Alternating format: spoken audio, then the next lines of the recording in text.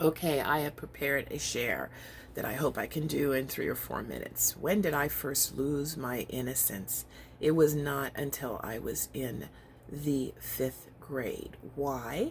Because I was raised by very progressive bohemian parents, because I lived outside of this country for 2 of my years of youth, between 6 and 8, and the country I lived in, Nigeria, was led by people who were a lot blacker than I was.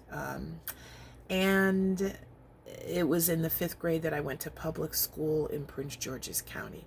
There I had 3 strikes that definitely took me out of innocence. Number one, I got called the N-word on the playground. It wasn't the being called the N-word that was the problem.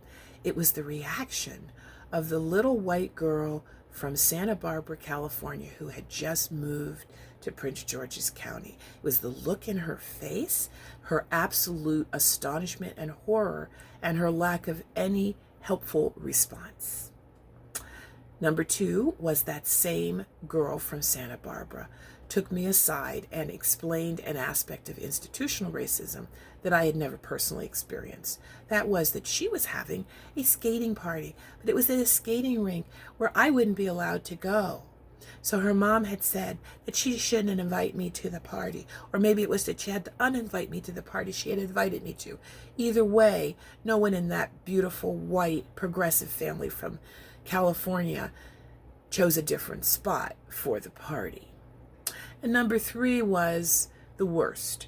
In the 5th grade, when we were studying World War II, chose to look at what had happened to the Japanese. And I shared with the class, American citizens were interned just like what happened to the Jews. And I shared it in a report. And my teacher, a blonde, blue-eyed man named Mr. Youngblood, I think Mr. Youngblood from Panorama Elementary School, 5th, 6th grade combination class, is probably dead. But at the time, he just blushed very red when he heard my topic and scrambled around with the rest of the school to make sure that what I said got presented in a balanced way, which is that they brought in a prisoner of war survivor from World War II to balance out my report on the same day of what we had done to the Japanese, as if the Japanese children and women and American citizens were the equivalent of a prisoner of war.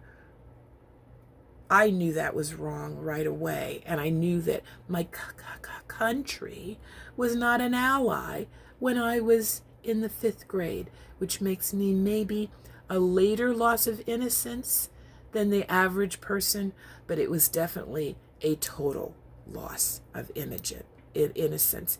And I would have said age, it must have been 10 or 11 years old.